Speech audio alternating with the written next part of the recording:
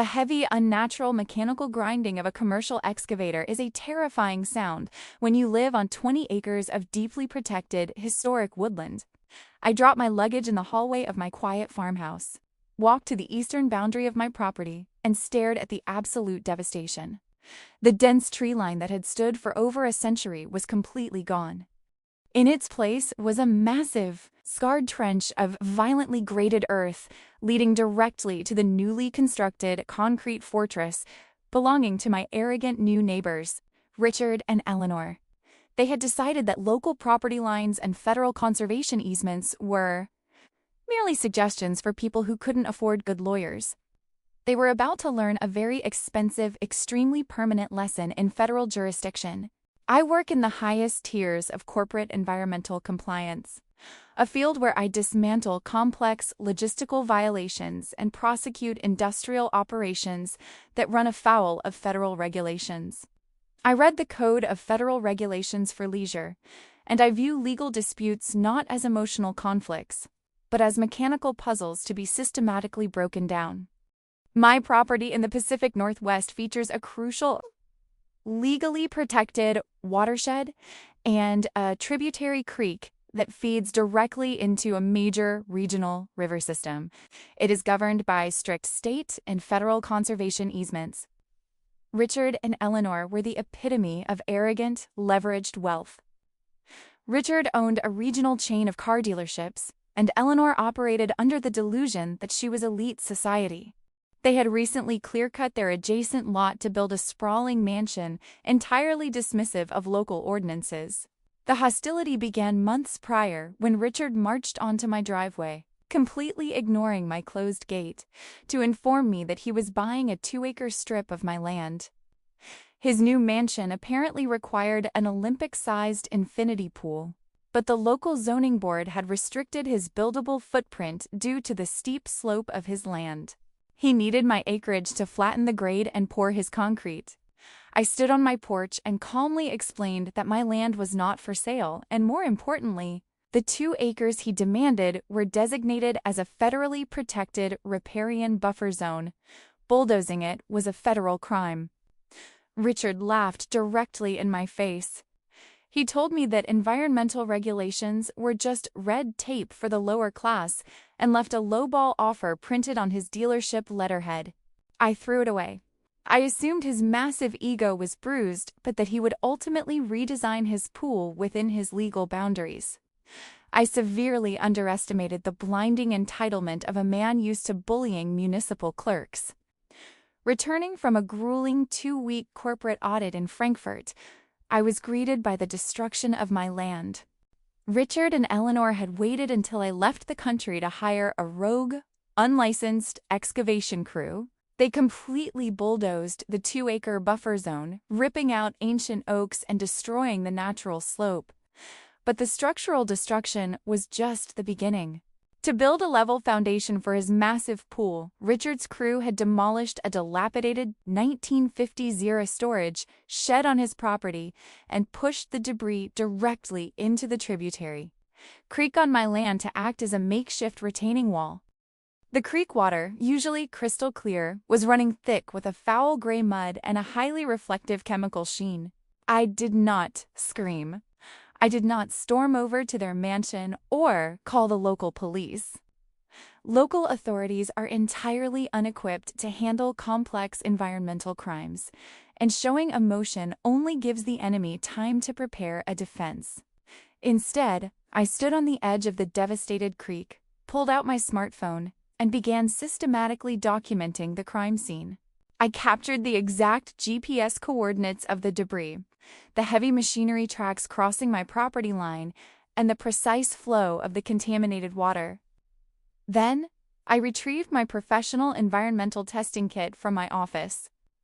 Wearing sterile gloves, I collected multiple soil and water samples from the impact zone, sealing them in strict chain-of-custody containers. I knew exactly what was inside that demolished 1950s shed because I had observed it for years. It was insulated with highly friable asbestos, and the roof was coated in decades-old lead-based sealant. Richard had not just trespassed, He had illegally dumped hazardous, carcinogenic waste directly into a navigable waterway of the United States. I shipped the samples via overnight courier to an independent, federally accredited laboratory.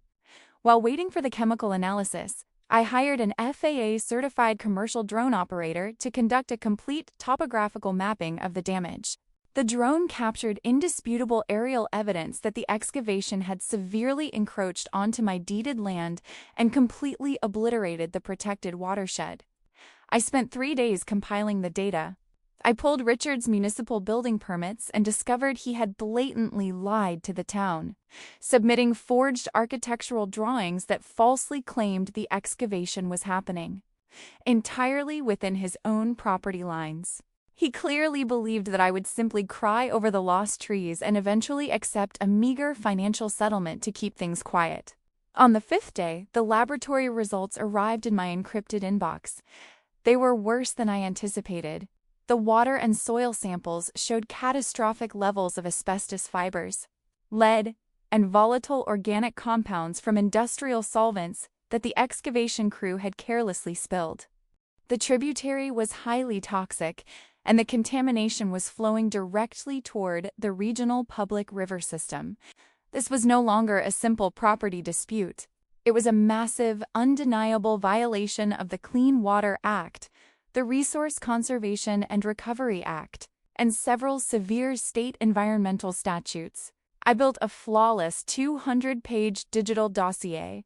It contained the deed proving my ownership, the federal maps designating the watershed, the drone topography reports, the forged municipal permits, the chain of custody laboratory results, and high-definition photographs of his contractors actively pushing hazardous waste into the water. I transmitted this dossier directly to the regional director of the Environmental Protection Agency and the Bureau Enforcement Division of the United States Army Corps of Engineers. I outlined the exact federal statutes being violated and noted the imminent threat to the downstream public water supply. Federal environmental agencies do not move quickly for minor residential complaints, but when presented with undeniable, scientifically backed evidence of malicious, ongoing hazardous waste dumping by a wealthy individual, they move with terrifying, overwhelming speed. They view cases like this as prime opportunities to make severe public examples of environmental offenders. I went back to my daily routine, watching from my window as Richard's contractors began pouring the concrete foundation for his infinity pool, resting it squarely on the illegally graded, contaminated land. I calculated the exact cost of the concrete they were wasting. 2 weeks later at 8 o'clock on a Tuesday morning, a convoy of black SUVs and heavy-duty vehicles with government plates swarmed Richard and Eleanor's gated driveway. It was a synchronized, multi-agency raid. Armed federal agents from the EPA's Criminal Investigation Division, flanked by inspectors from the Army Corps of Engineers and State Environmental Police, locked down the entire construction site. They ordered all the contractors to turn off their machinery and exit the premises under threat of immediate federal arrest. Men in full hazmat suits began setting up containment booms in the creek and taking their own independent core samples. I stood silently on my porch and watched Richard burst out of his massive front doors, his face purple with rage. He waved his arms and screamed at the federal agents, demanding to know who they were and threatening to call the governor, whom he claimed to play golf with. The agents were entirely unbothered. The lead investigator handed Richard a massive stack of paperwork, which included an immediate permanent stop work order and a formal notice of criminal investigation. I received a polite phone call shortly after, thanking me for the immaculate paperwork and confirming that my property was officially designated as a federal crime scene and cleanup zone. The financial and legal destruction that followed was a masterpiece of bureaucratic execution. Richard and Eleanor were hit with catastrophic civil and criminal penalties.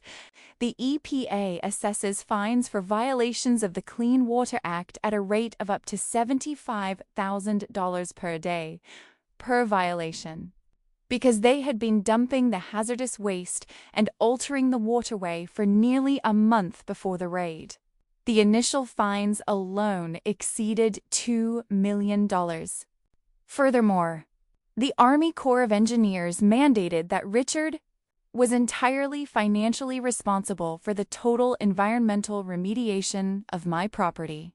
He was legally forced to pay for specialized hazmat crews to remove the contaminated soil, reconstruct the natural slope, and replant the massive trees he had destroyed.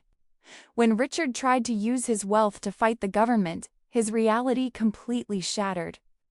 His high-priced corporate lawyers took one look at the federal indictment, the laboratory evidence, and the forged municipal permits, and demanded massive retainers that he could not suddenly liquidate. His commercial bank, upon discovering that their multi-million-dollar construction loan was being used to fund federal environmental crimes, instantly froze his accounts and called in the loan.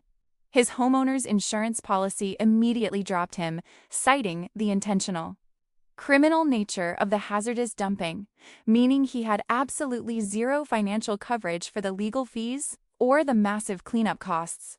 Eleanor's pristine social media presence collapsed overnight when local news stations picked up the story of the wealthy couple poisoning the local watershed. She deactivated her accounts and reportedly fled back to her parents in another state. Unable to handle the intense public humiliation and the sudden, terrifying lack of funds. To ensure the EPA and the Army Corps of Engineers were paid for the fines and the cleanup effort, the federal government placed an ironclad lien on Richard's entire estate. He could not sell the property, he could not refinance it, and he could not leverage it. He was completely trapped in a concrete fortress that he could no longer afford to maintain, surrounded by federal agents in hazmat suits, slowly dismantling his illegal construction. Within 14 months, Richard's car dealerships suffered massive reputational damage and severe financial strain, forcing him to liquidate his business assets just to stay out of federal prison. He avoided jail time only by agreeing to a devastating plea deal that stripped him of virtually all his remaining wealth. The federal government eventually foreclosed on his mansion to satisfy the outstanding millions in environmental liens. The property went to a closed government auction. Because the land was deeply stigmatized and still required ongoing long-term environmental monitoring, traditional developers were terrified to touch it. I purchased Richard's entire 40-acre estate and the partially finished mansion for a fraction of its original market value. Paying in cash, I legally absorbed his land into my trust and hired a specialized demolition crew to completely tear down his garish mansion, crush the concrete, and haul it away. Today, my property has expanded to 60 acres. The protected buffer zone has been meticulously restored. The creek runs clear again, perfectly filtered by the new vegetation. Richard thought his money and his arrogance made him invincible. He failed to realize that true power does not roar or throw tantrums. True power is quiet, patient, and wields the merciless, crushing weight of federal law without ever having to break a sweat.